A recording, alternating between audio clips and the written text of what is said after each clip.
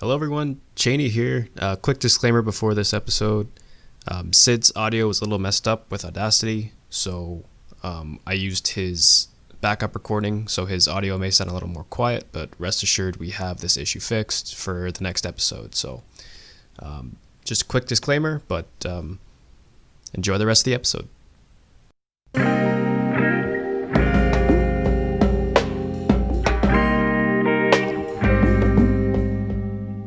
Sid, I got a question for you. Shoot, buddy. What is rule 0 of the internet? Does the internet even have rules? Like that's a hard thing to classify there. Did you not even watch Don't Fuck with Cats? I did watch it because you put it in our notes, so I had to. Rule 0, is that an official rule that I might have missed on, or what?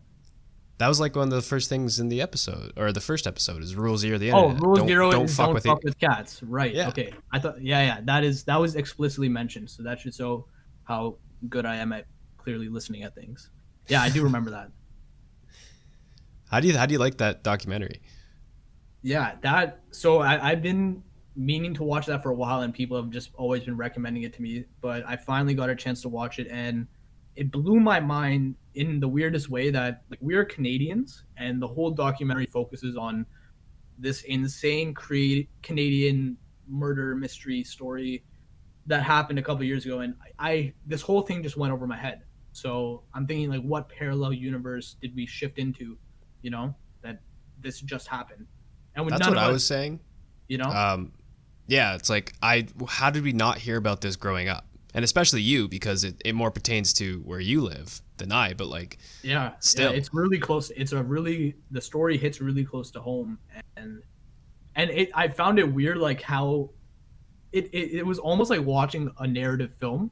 Were you getting that feeling like this seems too well made at some weird points, It like seemed like such a perfect story that I was surprised that it wasn't made up, because the things that happen in that documentary are like some of the most batshit crazy things that I could ever see, and it's all thanks to, well, the internet. Yeah, I mean, it really goes to show the internet is just this almost like an abyss, I guess. Like it's neither good or bad out of what comes out of it. It's really just what we make out of it. But Cheney, why don't you go ahead and kind of give us a small synopsis for the listeners that don't know what we're talking about, or just aren't aware of the story? Why don't you just kind of explain a little bit without spoiling? Without spoiling, a Facebook group gets together and they try to figure out the identity of a man who made a absolutely horrific video of him killing kittens. And from that simple concept, it turns into an international murder mystery, which, I know it sounds like a big ramp up, but like it's incredible how it goes from such a small scale to literally an international scale. Yeah. And just the fact that it's kind of like leading you in one way, like, oh, this documentary is going to make you feel in this kind of direction. And then episode 2 starts and you're just like, hold on. No, now we have a whole nother kind of narrative piece. Like that's what I guess what we're saying. Like, okay, it felt almost too planned. Was like at every twist of turn, it was like the biggest turn, I guess. Like, just like at every point where this Facebook group is now acting as like the detectives, it became almost like detectives from a movie, the way they were acting. Like, oh, let's look at the movie poster in the video and watch that movie, and maybe there's a clue, and then look, just so happened that there's a clue in that movie. Like it was just like these little things that made it seem like a screenwriter had written the thing, the whole shit. Exactly. It doesn't seem like a real story, but that's what I find made but it. The ending, but the ending kind of explains that, doesn't it? I just watched the last episode today, and then that whole ending kind of explanation of the murderer, I guess, what his motivations were, what kind of his psychology was, it kind of does explain it. So, spoiler warning, I guess we'll kind of get into that, but if you haven't seen it, then maybe watch the documentary Don't Fuck with Cats first, and just skip over this. But basically, the murderer was obsessed with films, and he loved movies. He loved the movie Basic Identity, and that movie inspired the entire murder that happened, from alibi to every aspect of it, His to literal the video. mannerisms within the Yeah, interrogation process was yeah. completely ripped off from the movie, which was like, and I felt so bad for his mother, especially because Oh, she his seemed mother. Yeah, absolutely deranged, like yeah, to try to figure out some sort of narrative in her own head yeah. to think her son is innocent. And one of the scenes that I like really liked in that documentary, it's weird to even say that you can like something out of this because it's such a twisted and weird documentary. But the scene where the cops get to the mother's house, they find out who this guy is, and they not barge, they go to the guy's house to arrest him, and they find his mother there. And the first thing the mother says to the police officers, "Oh, is this about the cat videos? Are you here for the cat videos?" Like, I found Yeah, that that's so like funny that like the whole thing started with cat videos, that this Facebook group like was ready to hunt this guy, to his doorstep because he posted these abusive cat videos. And the whole time the mother even like just kind of knew about it and was like, "Oh, it's just for that." Like, "Oh, why are you, kind of rubbing it off the shoulder a little bit." yeah, that's like there's big twists and turns, and then there's tiny little twists and turns where it just like it sprinkles in information.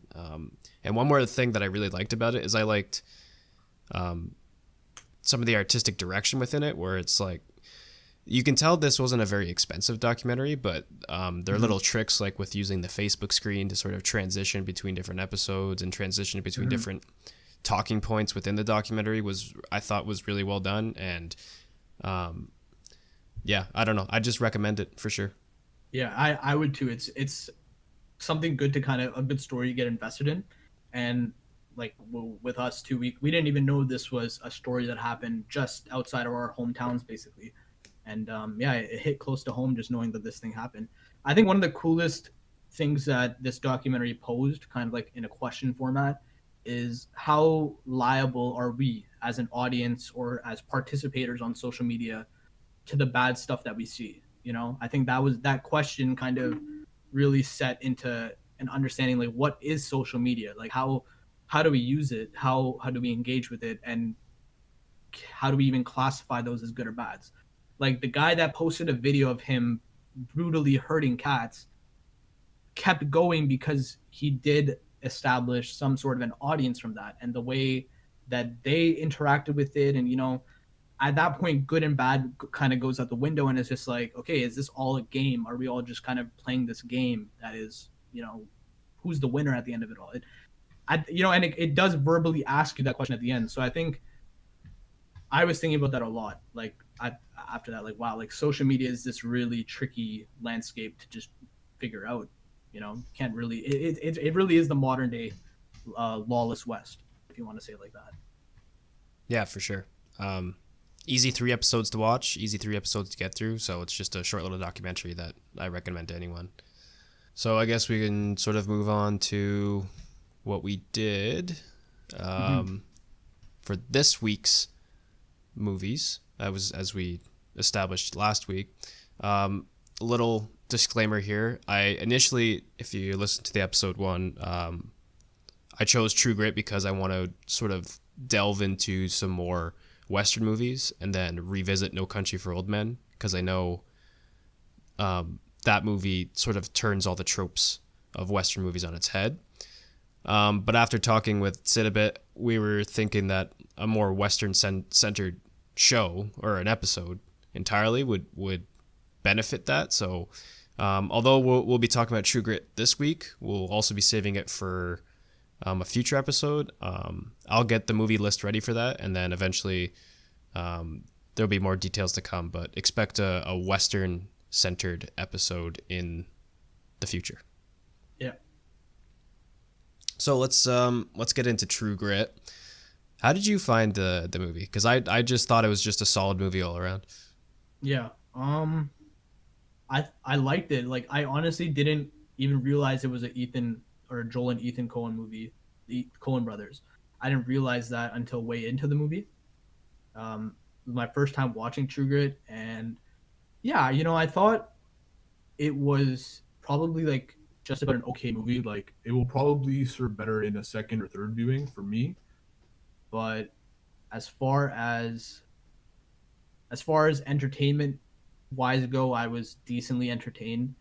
I wasn't too invested in it. Maybe that was one of the faults. Like there's this thing with Western movies. I find that the Westerns have these very classical movie tropes, and the Coen brothers really focused on those tropes in this movie.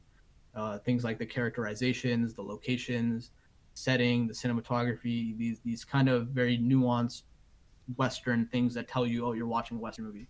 So I don't know. I just couldn't get past the fact that I'm watching this Hollywood movie that is trying to be a Western movie. And like, yeah, there was just like an invisible line there that wasn't letting me get too invested in it. Did you know it was a remake though? It was a this remake, one? yeah. Yeah. So it comes from a very, very, very classical Western movie, Yeah.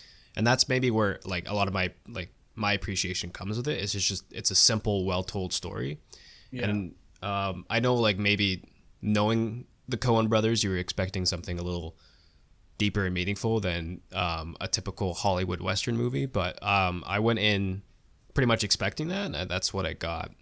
Yeah. One thing that I thought really carried the movie and which just made it so much it was just a fun movie to watch, and that's mostly down to Jeff Bridges. He like probably was the role he kind of just like becomes the most of. Like, like you lose that thing that you're watching Jeff Bridges, and it just becomes this character. And like that's maybe it's just the Coen brothers directing, but like that's what I find to be the cool thing about Westerns also is you can get lost in these stories and these characterizations. But maybe because you appreciate it more, like I just found it difficult to kind of keep track of all these stories and like story points. Like the characterizations of these characters just get so like in depth. Like, this guy met this guy 10 years ago along the trail and killed him and killed his brother. And so now this is what's happening. Like there was a lot of this like unnecessary backstory, which I get is a trope of the Western. It's like these are characters with rich histories and they're remaking it. So that does have to factor in. But I guess if you're a fan of all of that and understand that's a part of it, then you'll appreciate it more. But I've never been so deeply a fan of Westerns as a genre or other films. So maybe that was the one thing for me, I think. That kind of just held me back. But you probably appreciated that then. All like the richness of the characters and the deep backstory and all that. Right? I thought this movie pretty much well established that I needed to focus mainly on two characters, and that was Rooster, played by Jeff Bridges, and then Haley Steinfeld's character, the main character. Oh, I forget her name. Maddie. What's her name? Maddie, exactly. So Yeah. I went like I sort of, while I was watching it, I had tunnel vision on those two characters throughout the entire movie. And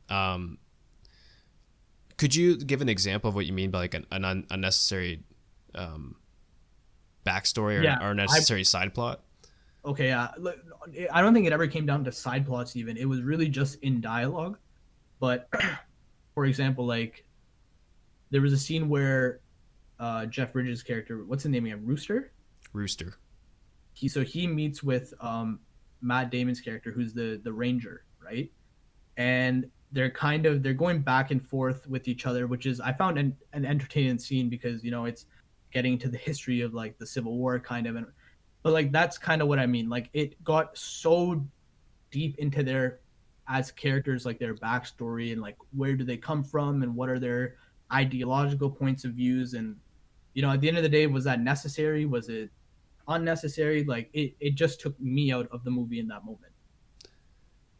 I felt it was necessary, I guess, for the plot to move forward because there needed to be that Conflict, right? Conflict, that breaking off point. So and Westerns are centered around a certain time period after the Civil War, and that's still a big contention with characters after that because you either fought for the North or you fought for the South.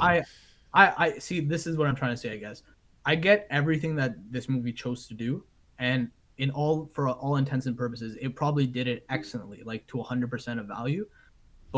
And for the people that appreciate Westerns for what they are, they'll love this movie, I think, because really knocks those tropes out of the park. Like it does those things well. But just for me as a person who always like, looks at a Western as like a piece of history, to watch a modern day Hollywood film try to recreate that history, it sometimes just becomes like just that. Like you're watching a purposefully made recreation.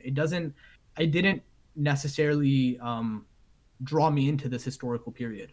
I guess what I'm trying to say.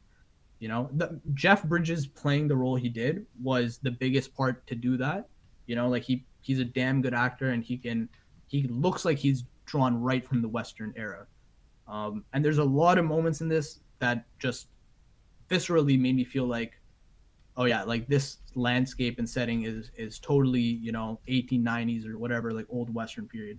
Like it felt like ripping it right out of Red Dead Redemption 2. Like moments were very real like that, but there was just something that was not allowing me to get fully invested in it. Was it that some characterizations of the characters were just too cliche for you? Yeah, I don't even want to use the word. It could be that. I don't want to say the word cliche because that's almost what a Western film is trying to do, is like play on the cliches in some weird way. So maybe it did all those things right, and maybe just personally I feel it like, for me it just didn't work, I think. But like for you, you're saying, okay, yeah, it did all those things and you could find appreciations for that. Yeah, my expectations were pretty much set before I went into the movie. It was just I should expect just a stereotypical Western movie, and I'm hoping I get some cool shootout scenes. I'm hoping I get some funny dialogue. I'm hoping I get some just interesting characters. And what I thought it, like, it's definitely not some special movie. It did get 10 Oscar nominations, but I don't think I don't think it deserved to win. No, it's definitely like, it's probably like my least favorite Coen Brothers movie. I can probably say that for a fact. I haven't dived into any much Coen Brothers yet. So yeah, and that's the thing. It's like they're such good writers, man. Like you really get lost in their stories. They're almost like novels in terms of depth. So this might have been the perfect movie for them to make, because like a Western film is all about those tropes, like how can you use your location and cinematography to tell the story? How can you use your character design, or just how they are, who they are? All these things are iconography for that time period and the stories that time period inherently tells. So they tapped into that and like flexed all their muscles. Like, yeah, we can tell a rich backstory for characters all day long, and I think that's the cool thing. Like maybe at a second viewing or a third viewing, I can find more appreciation for it. I think I might need to just go into it a second time to like actually enjoy it more. But yeah, it was just a little, I guess cold is the word. It wasn't very inviting into like, here's this Western world and come and join it. It was more like, really, yeah, that's honestly how I feel. And yeah, like, how do you feel about the protagonist, who's the little girl, Maddie? Like, I liked her in the sense that, she's a smart written character. She's a smart young girl, but it didn't make sense for me that like, okay, in this time period, a girl is going to be that smart. Did I miss something, some kind of explanation? But like, she seemed too smart of a person. Well, like she was almost written to be like this person who could talk back to everybody, to be this. Yeah, but that's the thing though. That's like, it's her defining character trait, and that's also what is one of her defining flaws, is she's too headstrong. And she was headstrong throughout the entire movie, and she had no real opposition until near the end, and that's what got her in her trouble eventually. So I thought, well, yeah, this girl is really, just, headstrong. I guess I keep using that word, but like, I think it pretty much well describes it. It's just, yeah, I don't know. I could definitely see that as like maybe an unrealistic criticism, but maybe that's where more of the Hollywood element comes in.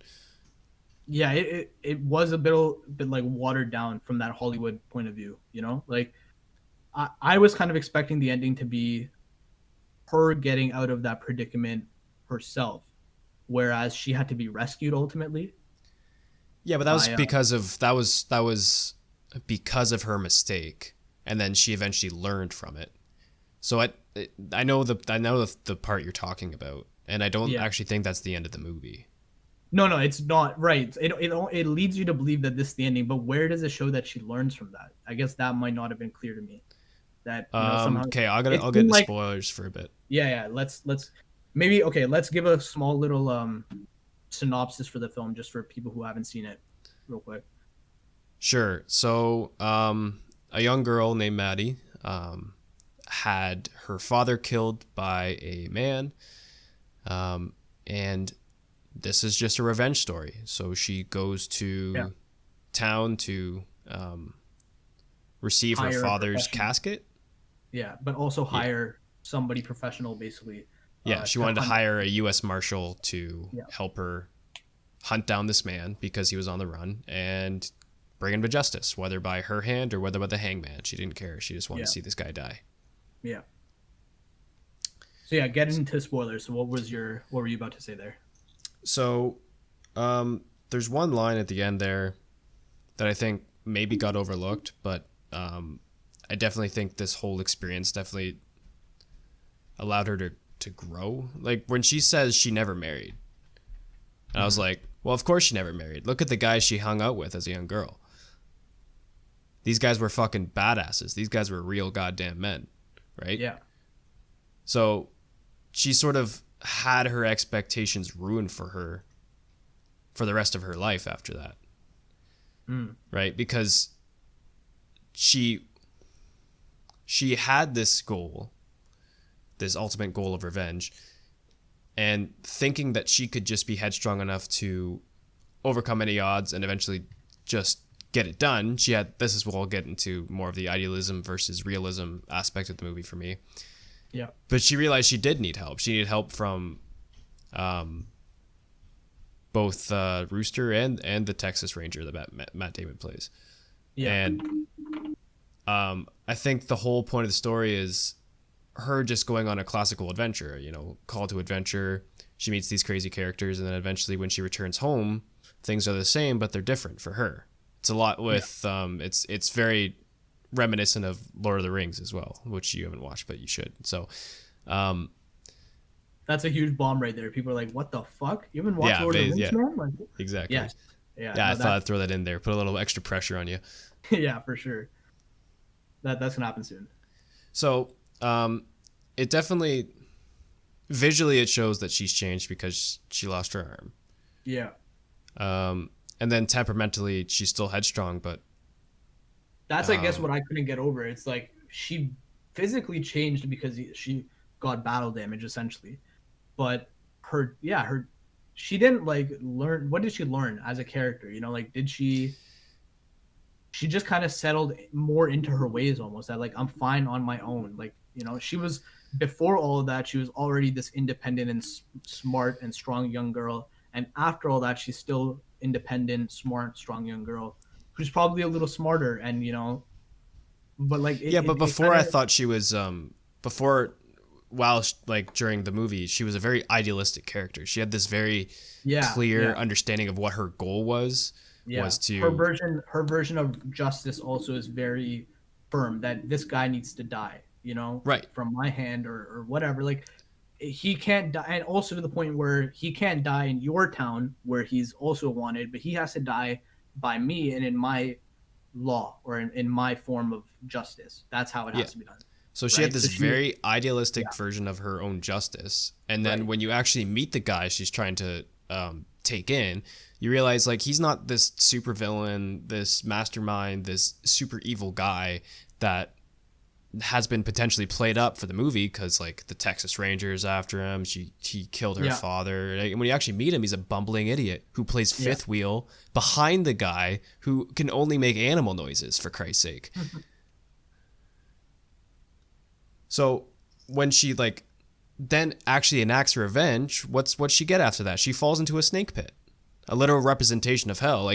This is not the right thing to do. And then I think she after that, she gets bit. She gets bit, right? And then she gets taken and she loses her arm which is kind of the consequence for for the idea that, okay, to take justice into your own hands like that, and your own idea of justice, where does that bring you ultimately? You know, she loses her hand. She shot the bullet, and then she had to bite, whatever that saying goes, whatever it is. She had to pay the price at the end of the day. Right. And I thought that by the end, she was no longer that idealistic, plucky girl anymore. She got brought down to reality in a very, very hard way. You're right. In that sense, yeah, she turned from a little kid with this idealistic view of justice into probably a better understanding that justice might be like a two-way street.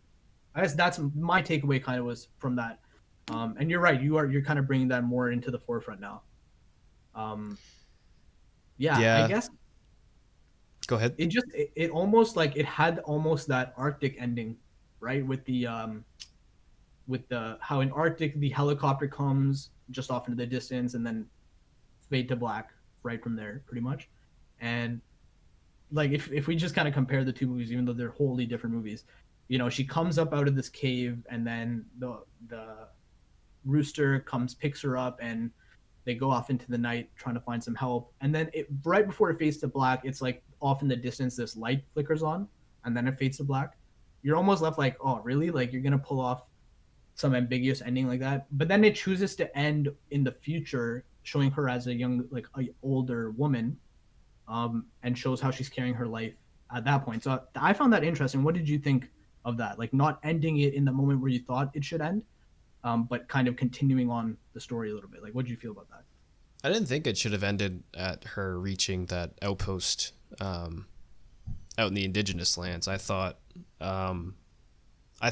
pretty much figured it should carry on because it started off with narration from the older Maddie.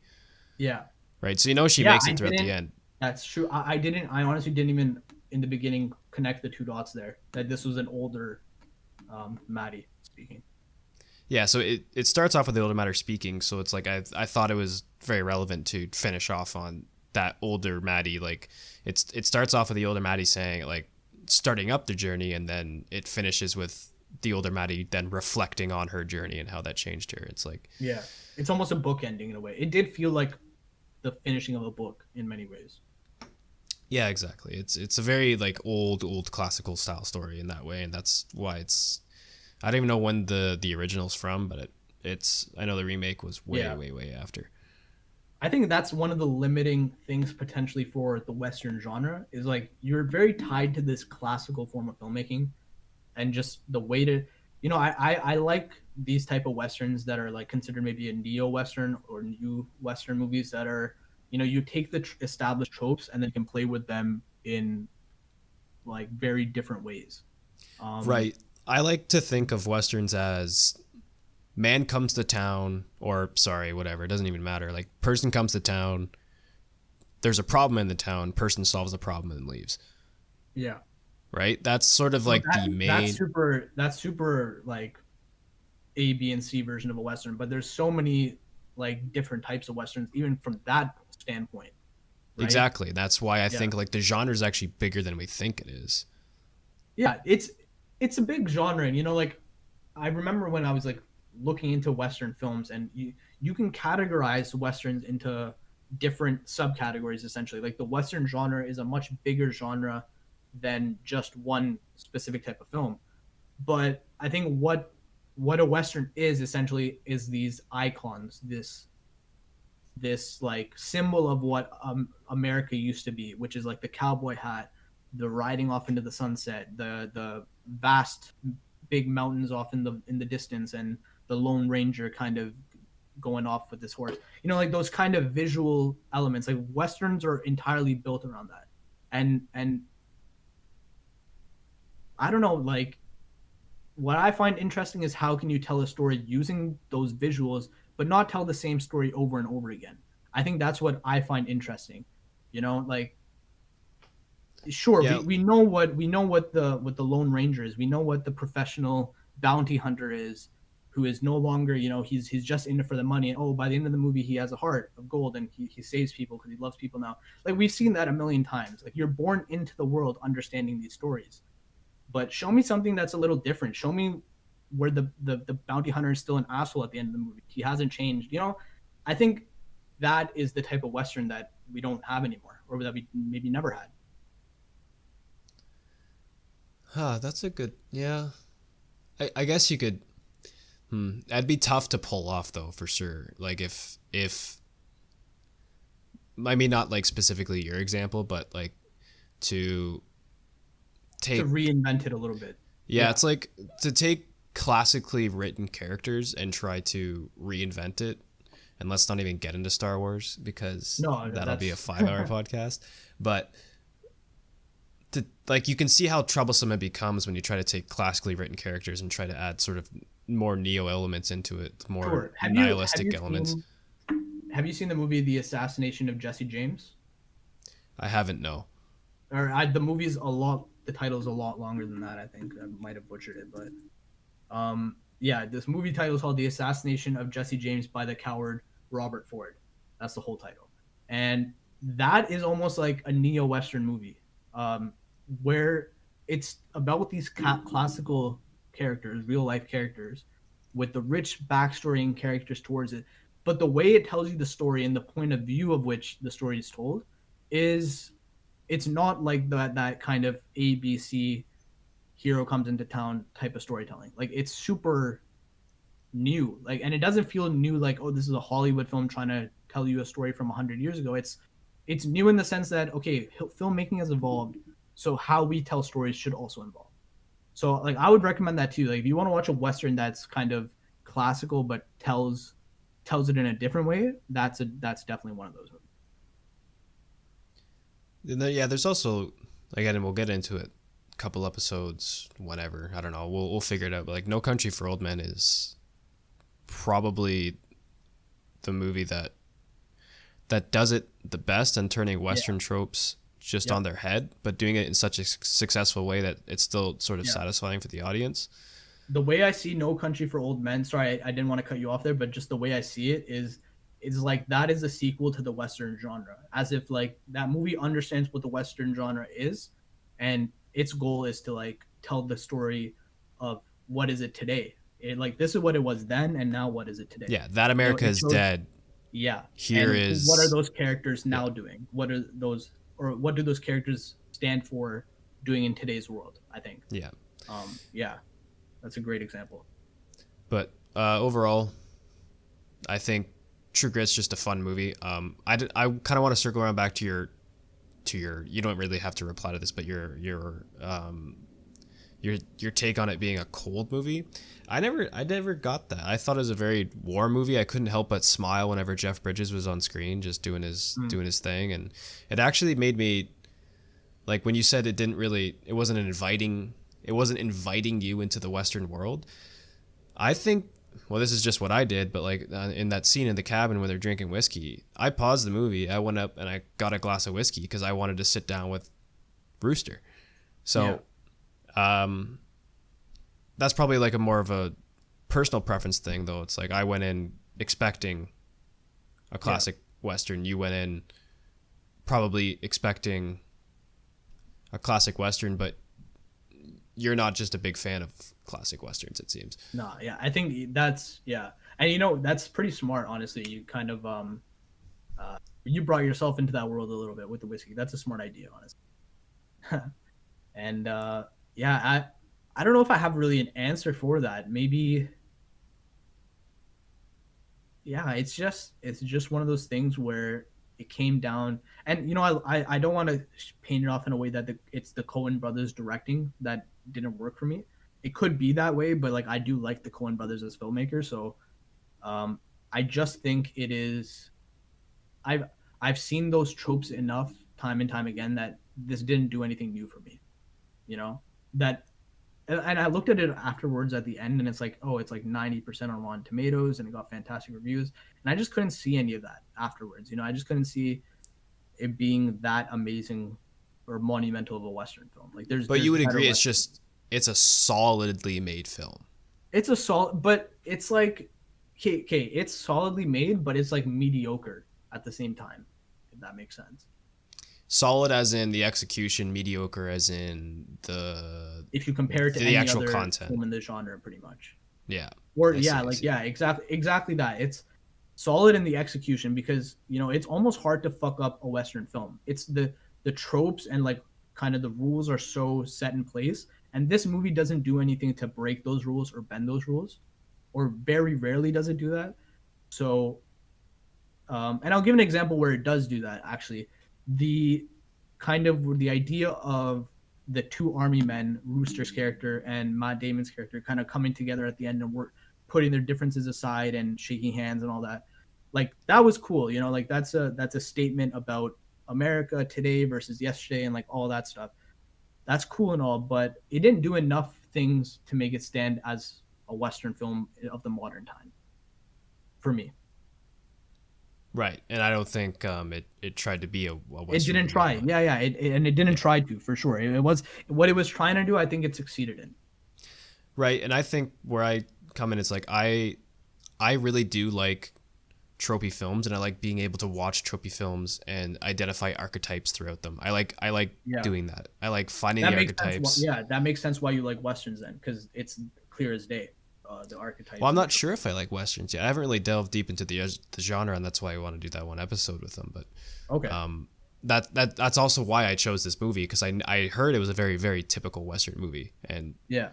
that's what I got. So Yeah, I'm really interested to see like if our audience, whoever's listening to this, if you guys have seen this movie, True Grit, what do you guys think of this? Let us know on Instagram and stuff, or if you have seen it, how does this movie stack up with other Westerns? Because this was the first time I think both of us have watched this movie.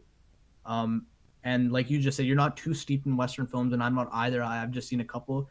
But I'm interested to see like what are other people's opinions on the fact of how this kind of stacks up with other Western films, I guess. So let us know on Instagram, on our Instagram page. You guys can always suggest us new movies and comment on the movies that we're talking about too. So yep. So Anything else you want to add to that, Tini? No, that's good. I was just letting you sort of help us transition to Haine, your choice. Yeah. Okay. Cool. So our topic for this week is kind of interesting because we're talking about two movies that are so polarly different in style, in the countries that made them, and really just the story that they're telling. So quick synopsis on La Haine. La Haine is this political drama movie that was made in France, set in 1995, and it also was made in 1995.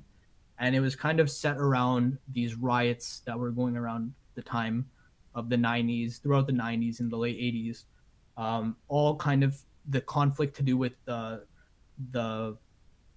minorities of Paris, I guess, to be specific, or France in general, the minorities who came into conflict and clashes with the police, and just the unfair treatment that the police imposed on these minorities and the places that they lived. And so with this movie works with that as a setting, as contextualization, and basically shows the lives of these three teenagers who kind of live in this world, and how do they maneuver and navigate through the world. So it's very loose on narrative. It almost doesn't have a narrative, and it just shows you it is really much just a day in the life of these characters that you're watching. So I've seen this movie like 100 times in the past 2-3 years. Not literally, obviously. I've probably only seen it like a handful of times, but it's one of those movies that I've always been drawn back to, and so I was eager to share it with Cheney. So I just want to know, Cheney, what were your kind of first impressions watching it for the first time? Well, it's definitely something a film student would really love. There's lots of sort of things that I picked up on just as a fan of film, but I'm sure that you sort of gush over as a creator of film. So, what was it like? What did you find, I guess, intriguing? Like, as not coming from the technical side of things, but maybe a story you weren't too familiar with beforehand. What were things, or even of a country or a genre you weren't too familiar with? What were the things that kind of drew you in? When you said loose story, I didn't know exactly what you mean until I watched the movie. You're right. There's I can't even outline a plot that happens within this movie. I can just outline events that lead to other events, and it's right. It's an interesting take on how to do a story, for sure. Yeah. I'm not sure what the intention is behind doing it that way. Mm-hmm. It left me slightly confused, as in, I mean, you definitely still see, like, the main thing I pay attention to in movies is characters, and you definitely do see characters grow and they're established, and their goals, their ideals, and how they change throughout the movie is done in a very interesting way, but it's just not done alongside a plot, which I found, So I'm not saying it's good or bad. It's just that's just the way the movie's made.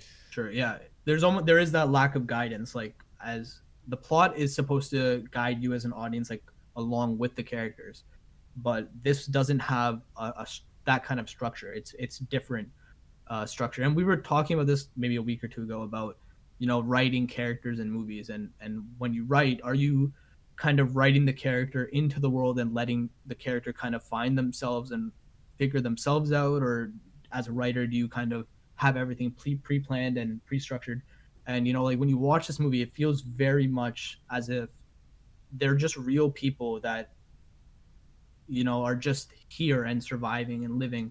Like, it seems like this could be a ripped off real life documentary. It doesn't seem like written characters. You know what? That's exactly what I thought. Like, when the intro sequence, I'm like, this plays more like a goddamn documentary than it does a film. Exactly. Yeah, and that intro specifically is I think supposed to draw you into it like that. Because like, it starts off with real life footage. I don't think any of that was that montage sequence in the beginning. I don't think any of that was like filmed for the movie. I think those were real riot footages that they used to kind of just set the setting up a little bit. One thing that I really thought of this, like, when watching this movie is, I didn't like it. It gave me a lot of historical context with regards to France, and it made me read up. And France wasn't the greatest place to be in, especially Paris in the mid 1990s. Yeah. Compared to North America, which was probably like the chillest time, but it gave a lot of context in terms of today's events, and I don't really want to get into much of that because it's not really has much to do with films, but it does have stuff to do with this film. It's just crazy how we do see these cyclical patterns of power dynamics that are shifting throughout society, and this film displays it very well. And that's kind of like, not that the purpose of wanting to talk about politics was this conversation, like that was never the purpose, but I guess the intention by watching these movies and to even share and suggest this kind of movie to people is always just to understand that, like you just said, there's like a cyclical thing going on here, that the problems you see in front of you today nothing is new. Like, these have always been the problems in the world. These are humanity's problems, not today's problems or today's generation's problems. And like, the problems people were facing in France in the 90s are problems that people today are facing, no matter what your ethnicity or race or what country you are. Like, these problems are still human problems at the end of the day.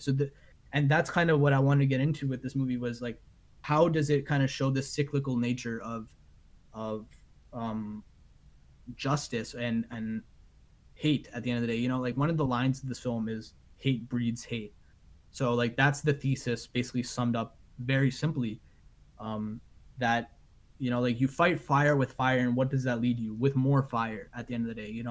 So there's this just a cycle of repetitive kind of, you hit one side, they hit you back harder. And I think this movie just shows that so well, that like, you want to think, okay, these characters they're starting from this place where the world is against them, and they're going to go to this place where the world is now with them, or now they're with the world. But it doesn't give you that happy ending. It just shows you this constant cycle, that where your relationship with the world is, how you feel about it, ultimately kind of guides your direction in a weird way. Does that kind of make sense? Yeah, it's not like there's heroes in this story, or there's no, and villains not even in like this there's story. antagonists. Yeah, it's so non-classical in that sense. It's just, you have this. What I found interesting is when this premiered at Cannes, was it? Yeah. They usually at Cannes, apparently they do like a police salute of some sort at the end. And apparently the cops turned their backs on the salute for this film. Really? Yeah. But that was sort of a narrative being played back then that this is an anti-police video, and I didn't get that whatsoever, because it's not like No. it's not like the protesters or the rioters were had a good light shed on them. Like No. most of the film does focus around them because that's probably the more interesting aspect of the situation, but like a lot of this film does go out of its way to humanize both sides in a lot of ways, and also villainize both sides in a lot of ways, and I thought it did that quite well. It's a very realistic view on just people and ideologies, for that matter. Right. So as these ideologies clash, it's just over and over. And that's what it is. Yeah, it's not people as in, oh, you're a cop and you're street kids that we're gonna inherently hate each other, because like you just said, the film really takes its time to establish just ideologies. So there's that cop character. I don't know if you remember him specifically. Like, I don't know if his name is also ever said, but he's the cop that kind of tries to get the kids out of trouble, or he kind of tries to give them a bit of guidance, and he's on their, like, he's looking out for them. Do you remember? Yeah, he's like a father figure. He's like, what the hell are you guys doing? Yeah, like, and you can understand, like, maybe he started off in the same world that they did, but he got out. Maybe he wanted to make difference through the system, because he's very, like, it shows, like, there's two kinds of cops essentially. Like, there's the cops that are abusing their power, and which happens, and then there's this one, in one instance of one cop who is looking out for these people who maybe he was that guy. He was this kid from the ghettos, and he knows what that means. So he's looking out for them, and he's trying to ensure that they don't, clash head to head. But then from the opposite side, then you see, like, there's some of these kids that don't want to embrace, or they don't want to change for the better. They're buying into the cyclical nature of hating. Yeah, they're just breeding more hate. They don't want to be introspect. Like, it really points out that both sides of the conflict in this movie, it takes introspection. You have to be willing to change for the other person to change. Right. Or if I'm sort of personifying both groups as people, it's like. But okay, I'm gonna play devil's advocate you for a bit, because I think I kind of agree with you, but I don't think the movie is even trying to say that. We'll get into spoilers now, I think, a little bit. So if you haven't seen this movie, please watch this movie and maybe come back to the discussion.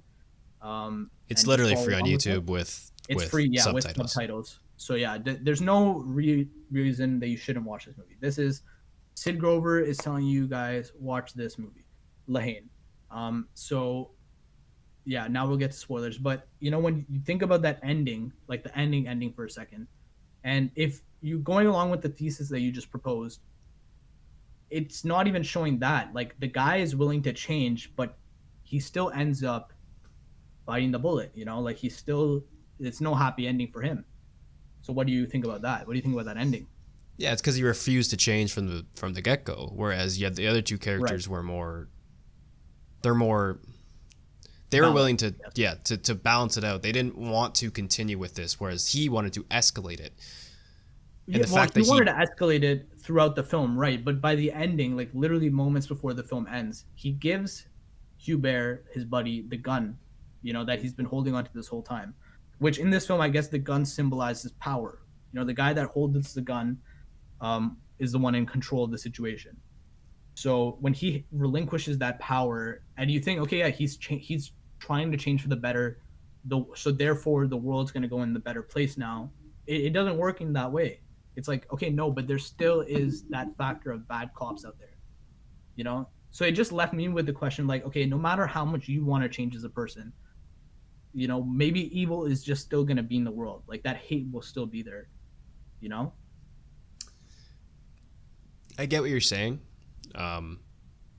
But I think it stays true because, like, despite him changing literally within the last 3 minutes of the film,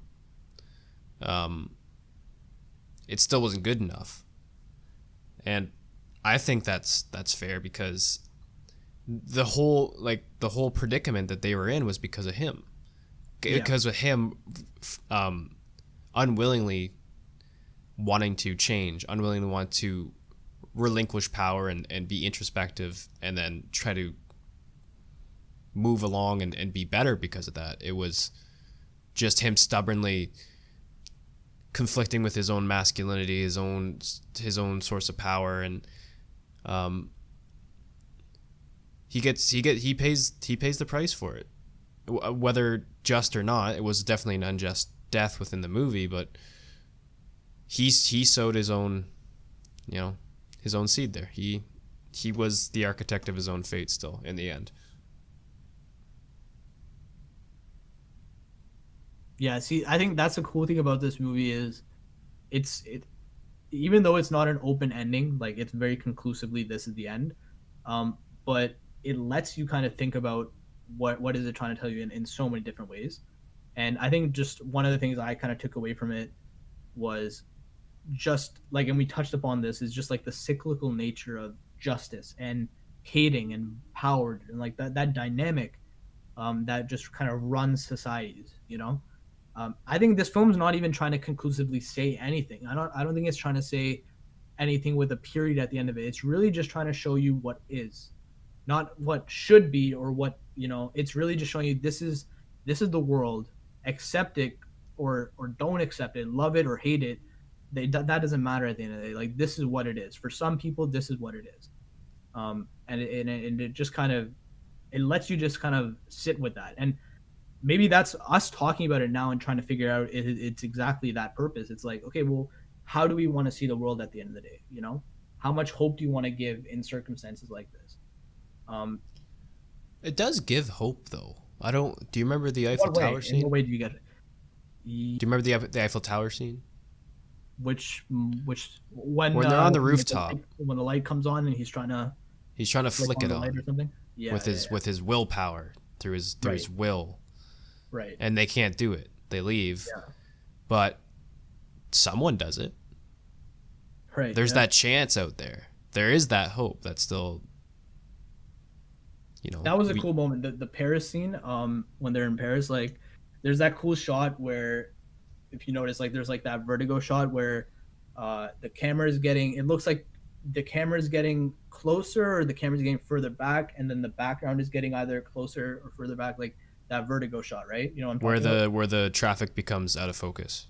Yeah, so the background gets out of focus. They're still remaining in focus, and it looks like there is like a push in, like a movement going on. But yeah, that was one of the most insane shots I've seen in any movie. Yeah, it's cool, right? Yeah, I remember, like, we used to in class, we used to break down that one scene like for the entire lesson, basically. What was he trying to do in that shot, essentially? Because it's a shot and then it ends, and then, you know, they're still there, kind of.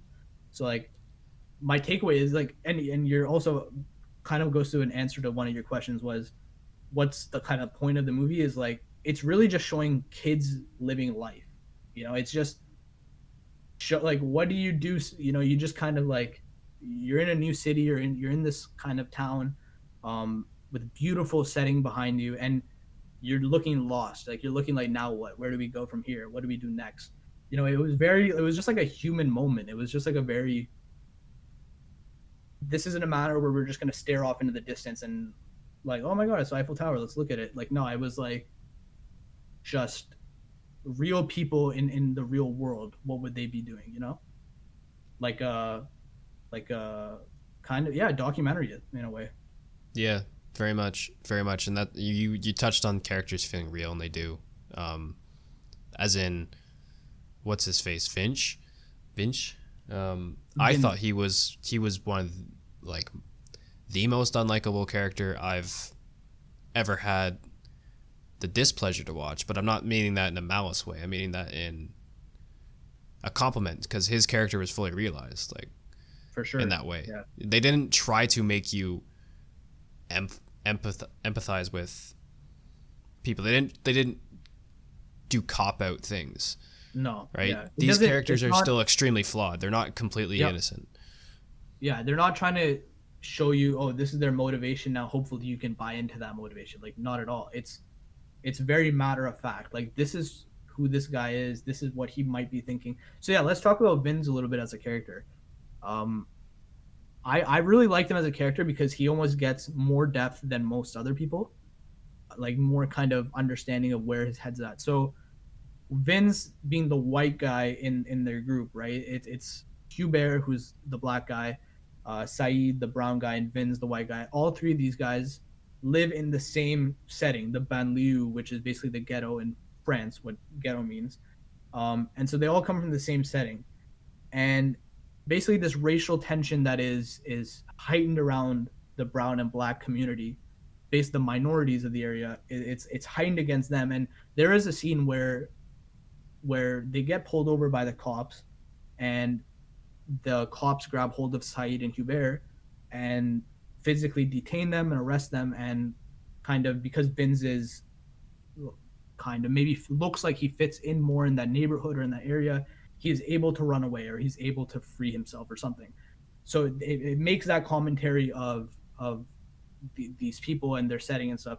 And I found it almost interesting that him being the white guy, not observantly being targeted by the police, but he's the one with the most motivation to fight back in a weird way. I think I read somewhere that character's Jewish in the film, so it's like he is Jewish in the film. So yeah, right. So that persecution is not alien to any of these characters. They must have all faced some sort of kind of thing by society, some kind of struggle. But you get a very clear sense that the colored characters in the film, there's a direct conflict against them. But what's the beef against Vince? Like the whole time he's saying, oh, yeah, like they killed my friend, so now I need to kill one of those cops. But none of like the other two guys never say that once. They're never like, oh, like Hubert's gym burned down. He never said, now I need to kill the guys that burned my gym. Like Hubert as a character is always looking for that middle ground. Saeed is almost like the middle ground himself. Like he's the balance between two ideologies in his friends group. So my question is, where does Vince, which I think I have the answer to it, but I just want to ask you, where does Vince get that from? Where does he get that aggression from? See, the other two characters don't really struggle with masculinity in the same way that Vince did. Okay, yeah, expand on that. Saeed, he has his older brother with him who acts as basically a father figure to like, get his shit straight every once in a while. Like, I know we're in a fucked up situation, but don't be a fucking idiot, right? That kind of father figure that you need in situations like that. Hubert is a father figure himself. He's sort of the man of the house, and he's really realized that role. Whereas the intro to Vince is he's looking in the mirror doing the taxi driver thing. You talking to me? Eh? Yeah, that stuff. So he's more of a kid. He's like more immature, I guess, in that way. Yeah, he hasn't grown into his masculinity yet, and he needs to find some way to confirm that. So that's where the gun comes into play, where he thinks masculinity revolves around power, whereas it revolves around responsibility. Yeah, you just said that. I think key there is like the way he earns that, I guess, respect, and he says that very clearly. Is like Hubert asks him, "What are you gonna do with that gun? What is that gun gonna get you?" And his response to it is respects on the street, basically, like obviously in French. So I'm paraphrasing, but he says something along those lines where it's like, yeah, if I kill a cop, I'll be respected more. And that almost goes under people's nose at first, but that's his underlying motivation. He wants to be the man of the streets, and he thinks the way he's going to get there is by the shit he sees on movies all day long. And that kind of ties into him reciting the taxi driver line. Or you think you're talking to me, talking to the mirror, like he's trying to embody these Hollywood characters or these things he sees on the movies as being, hard or being respected or being like, tough on the streets. He like, if he just looked at his friends, if he looked at Hubert and sees like, okay, Hubert is a guy that is the man of his house, who is trying to make a better life for himself, who is from the same streets as you, and doing something better, is that's a viable option just as, as any. But like, he doesn't even look at his friend like that. No, not at all. What was I going to say? Oh, Okay, can you continue off that point? I lost track of what I Yeah, was just thinking. yeah. See if you can add on to it. But basically, like, yeah, what I'm saying is just from where motivations go is like he Oh as a right, yeah. His character. motivations are muffled. Like that's what I was Yeah, getting into. This is how I tied into True Grit a bit. I put the idea of Maddie in True Grit, her idealism versus reality, like the situation she's in. She has a very idealistic view of what revenge is versus what the reality of it is, and right. the consequences that come with that. Vince is the same way, where he has a very, very idealistic view of what justice is, Yeah, and when he gets brought down to reality, he pays for that in a similar way that Maddie did. yeah. That's yeah. I think you hit the nail on the head. A lot of it is idealism. Like, what do you? His version of justice, and I guess where him and Mathieu's characters share a similarity is they both think they can take justice upon their own hands, that they can deliver justice themselves, Right? and Who they gave both them that pay the right? fate. Right. Who gave them that right? Yeah, and instead of no one giving it to them, they just try to take it, which is Yeah, where the it's not conflict an comes earned. from. That's where the also consequences are given. Ultimately. Exactly, and I think consequences in both movies were aptly given. Yeah, I mean, yeah, I wouldn't argue on that point.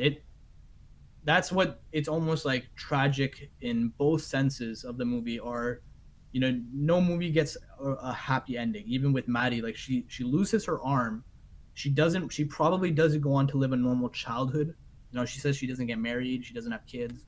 So you can get a sense like what is, even after you give her justice and you get your definition of justice, whatever that may be, Where are does you that even happy get at the end you? of that? Where does that get you? What kind of life do you live after that, right? I mean, I could argue that there is no justice at the end of Haine. It's only injustice, really. The whole movie is injustice because that pursuit of justice ultimately, there's no happy ending there. No. For any side. Like at the end of the day, it ends on that last shot of Saeed watching his friends basically. Um, I don't want to spoil that last shot. Actually, if you guys please just watch that movie and you'll get what I'm saying. But yeah, that last shot kind of says it. It's just like looking at like what have we done? Like why all of this has led to what? Like essentially what? All that anger that we were feeling, all this hate and negative emotions, like it just kind of shows you like all of this shit is just like it's a nonstop cycle. Um so I did yeah, is there anything more you kind of want to talk about on that? Um, it's not a fun movie to watch, and I'll just put that out there, especially with today's context. Yeah, okay, that's fair. It's a rough watch, not in a not in a malicious way. That's a compliment. Yeah, it's eye opening, right? Like It's you raw. say, it's raw. That's the best word, I guess. Filmmaking wise and story wise, it's a raw film. It's brutally honest in its everything and the way it tells the story. I think in the context of today, I think it's the when I read upon how the movie was perceived back in 1995. I don't understand how they came to those conclusions of what they did. So I thought it is like when you posted that this movie was still relevant for today. I 100% agree. It's Yeah, but in a different light. yeah, and I think yeah, watching this movie in today's political light, I had a different takeaway. Almost, in a lot of circumstances, there's things that you see differently, and maybe because it's just more relevant today. But yeah, like as compared to watching that movie from the first time till now, um, it was eye opening. It was just very like okay, yeah, like as much as you want to think that as society we're getting better, it's just kind of the same problems that are regurgitating somewhere else in the world with you know I don't know, different people I guess or something. Yeah, it also a lot of what this movie does, it speaks into sort of the nihilistic nature that's crept up through the 1990s and then through the mid 2000s. Society's come more and more nihilistic, where it talks about I feel like an ant in the galaxy, that one line or whatever, and then Yeah, I saw the director chose, other than dialogue shots, he chose to do absolutely wide shots just to show how small they are in this big world they're living. Yeah. No better shot, obviously, than that focus shot with the Paris highway. Yeah, that I think everything like they shot in Paris is exactly what you said. It was just like wide shots shot in a way to show like these small kids in a bigger world. Yeah, you hit that one hard. Yeah. Where I think this movie might falter is with Hubert. I thought his character was so carefully crafted that any sort of deviation from that would kind of shatter the illusion for me. When he that those little antics that happened in the art gallery with the women, I was like, that's not a very Hubert thing to do. Yeah, it is almost out of the blue for his character. So that was like my only like that took me out for a bit. I'm not sure. Maybe you have something. Yeah, the way I kind of saw it is that that's a side of him he might be repressing kind of constantly, maybe, you know, that anger. He lets it out in that scene. He breaks a couple gallery pieces and stuff. It's a couple things there. It's just showing how far these people have come from their world, you know? Like, even, yeah, you're supposed to get this whole time Hubert is the level-headed, level-minded individual in the group, and he's going to calm people down before he escalates the situation. So one, it goes to show like how far removed, when you take him out of his environment, you know, he starts to stick out like a sore thumb in that new place. And another thing is, I think he tries to suppress that side of him, that anger, and he tries to get his friends to be more calm. But you know, the fact that he is now out of his environment, outside of the state of comfort, it's harder to suppress that anger, I guess. You know, it might be like anger at the world, like he's looking at all these rich people enjoying themselves, and dining and wine, like fine wine and all that, enjoying art. Like those are luxuries maybe he can't afford from where he's from. So he's angry at that. You know, that was my takeaway. It wasn't. You're right. Like it's out of the blue a little bit, but I like you. I think you can kind of connect those dots in your head a little bit too. The thing is, though, that for a second they were accepted into there. They were accepted as people there. No one was like going out of their way to disrupt them. In fact, they went out of their way to disrupt people. Maybe that's where the differences come in. But yeah, that's the only thing that kind of brought me out. Your justification, you know, maybe Haine deserves a second watch with that. Yeah, I think there's, you know, with most movies this is the case, but I think like when you rewatch this, you'll be able to just like understand the things you already understood from the first viewing. You'll pick up on those little on second viewing nuances, things like that. That just like the characters become more realized in your own head, and you know, like decisions. Ultimately, it does come down to that. Like you stick a well realized character into a setting, and now what would they do? Yeah, it leaps off the page. I found in this movie that like it was less like what is the writer thinking, and this is now from a writer standpoint where the characters go. It was less of that and more of what would real people in this situation get into, you know? Right. Okay. Yeah. That's actually, I really appreciate that, because a lot of the times I feel like writers try to, they want the scene without doing the work. But in this case, it definitely seems like he just let his characters grow.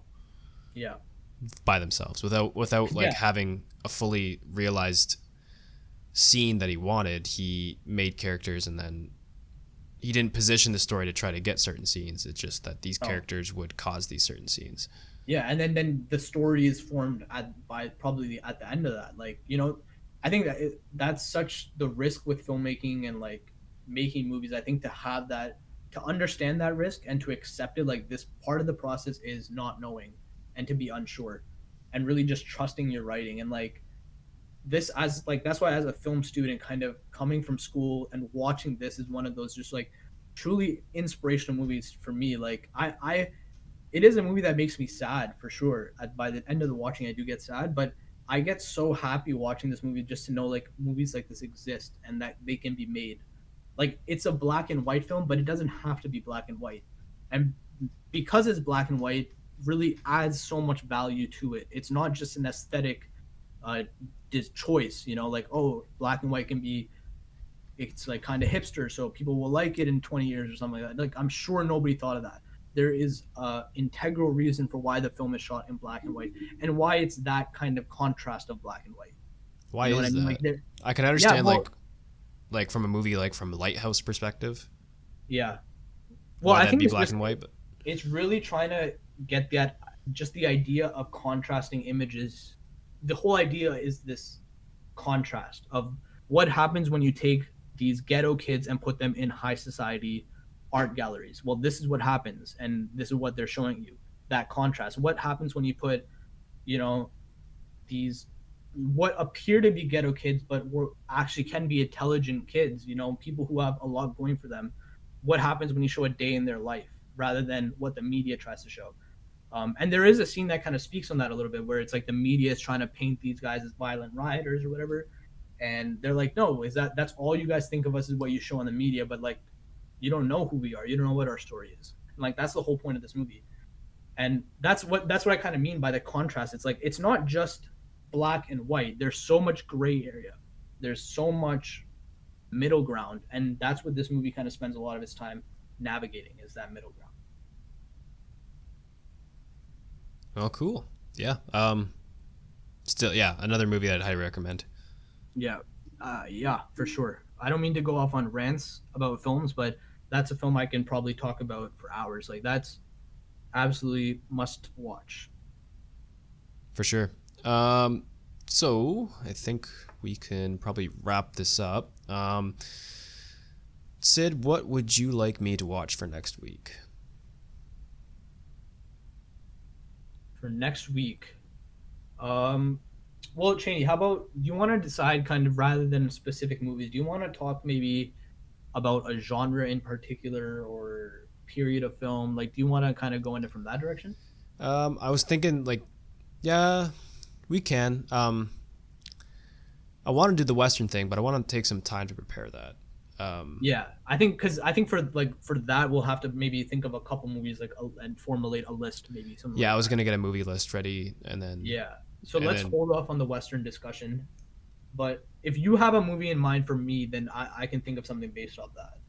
well, one of the movies I have on my watch list, and it kind of ties into that last thing we talked about, like with the black and white, is Sin City. Okay.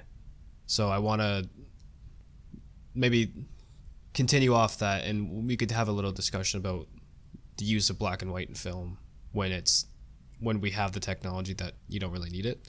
Yeah. And we can see how, because I know Sin City's like it uses it very effectively, and there'd probably be a lot of examples to talk about with regards For to sure. Yeah, that's another movie I haven't seen yet, so I'd be interested in that for sure.